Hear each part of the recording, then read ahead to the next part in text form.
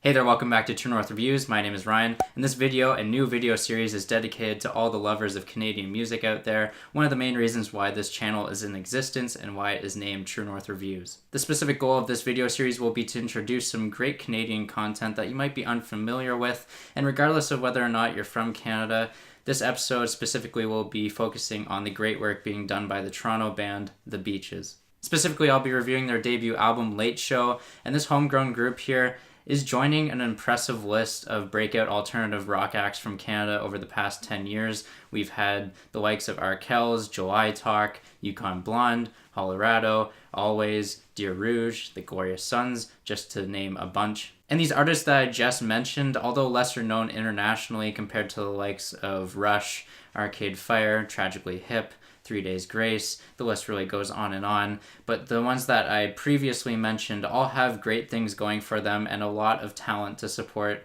their respective band's identity. So with the Beaches releasing their full-length debut album in 2017, we have yet another excellent album to review here on this channel. While previously hearing their incredibly catchy singles on the radio, T-Shirt, and Money, I've always had an inkling that this group would put together a solid record. And after a great performance during the CFL halftime show between a game featuring the Hamilton Tiger Cats and the Saskatchewan Roughriders, this group won me over with their live presentation as well. And even as an all-girl rock band, these Canadian musicians ought to be taken seriously. And the fact that they are women should not really matter, as they're on track to be a really good band, and they're very deserving of their Breakthrough Group of the Year award at the 2018 Junos. But enough background, what we get on their debut album is a lot of focus on melody, some straightforward rock, also mixing in some new wave punk influence as well. In reality, it just covers a wide variety of subgenres in rock. The opening track on Late Show, which is called Back of My Heart, creeps along with dark and heavy drums, low register bass and guitar, and the vocals being provided by Jordan Miller. The sound is really rooted in garage rock here, and despite the melody being repeated with the guitar solo and some amateurish vocals, these are very characteristic for punk music, which works well with the band's style and production. Vocally, Jordan belts out the lyrics, "Say you're a progressive thinker, but you don't understand," and a lot of the intro track spends its time calling out people for their hypocritical behavior while confidently stating their own frustration. A great song, and one of my favorites on this record. The second song on the track listing, which is called Money, strikes me as a Courtney Burnett kind of song in the verse, being a little deadpanned in the vocal delivery, but by the chorus we get an infectious hook ready to be sung at any concert. A simple song, yet very effective, which is driven home by the robust and thumping drum beat. The third song, Moment, is a brisk and speedy song with the focal point being on living in the moment, saying it's okay to be broken in certain situations of romantic relationships. And for me, the track is very memorable for the call and response vocals in the chorus, but it also showcases fine bass being tightly knit with electric guitar as well. Let Me Touch is a great song for calling out a boy on his trickery and imitation while ensuring the equality of the sexes by shouting, "I'm just a girl, I'm not a thing." In terms of the vocal delivery, Jordan wears a little bit of her influences on her sleeve, sounding a lot like Emily Haynes from Metric, who helped out with the production of this record. Despite that criticism, sonically this is a great jam with the clap chorus and the keyboards being showcased in the bridge. I just wish the production was done in a way to feature the keyboards a bit better because they were hard to pick up at certain points of this record. The song T-Shirt sulks in the annoyance of a failed relationship where one person keeps all of the other's materialistic items as a way to get what they deserve. And as a single, I absolutely love the loose slacker kind of performance feel to this song.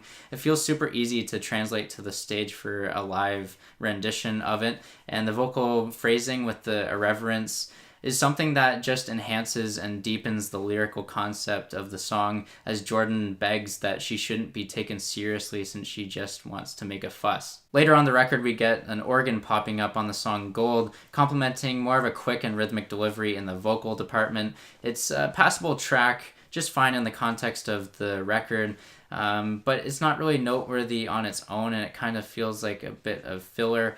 Mainly because the drums and the guitar kind of just sit on autopilot and don't really have much of a highlight like they do on the other tracks. Highway 6 is the longest song on this record, just clocking in under 5 minutes, so I was intrigued to see if the runtime was justified. Through the first couple listens, it wasn't really winning me over with the airy timbre to the vocals, nor the minimalist atmosphere. But by the third or fourth listen, it was starting to click with me for like its slow building feel to the song as the vocal performance thrust through with some soaring shouts into the abyss, becoming more confident to go along with the melody and leisured crescendo and the instrumentation. It also acts like a nice interlude for the next track, which is the title track. And this title track here reestablishes the punk aesthetic that this album kind of started out on, being more aggressive and raw. A little grittier as well. With a really neat guitar solo with no shortage of studio effects either. It's a decent track that continues to push the perkier and more lively sounds of this record. Keeper is a track on this record that feels a little derivative of a song I've heard before by the Wombats, which is called Cheetah Tongue. It's probably my least favorite on this record, not that I hate it. It's just a little too straightforward with the guitar solo and drumming. And I'm not saying that keeping things simple is bad. In fact, one of my favorite bands of all time, Coldplay, certainly have their fair share of simple melodies. It's just that this song here, Keeper, feels like it was already done on this record in a more interesting way. But ending this record on a solid note, the song Sweet Life really brings back the more compelling kind of drum patterns that this record started off with, and the clapped rhythms in its composition as well. And lyrically wrapping up the same way that this album kind of began, it kind of feels like it comes full circle, and it's one of the better tracks on this record as well. Altogether, the debut album by The Beaches is a quick and energetic collection of music put together by very young and talented women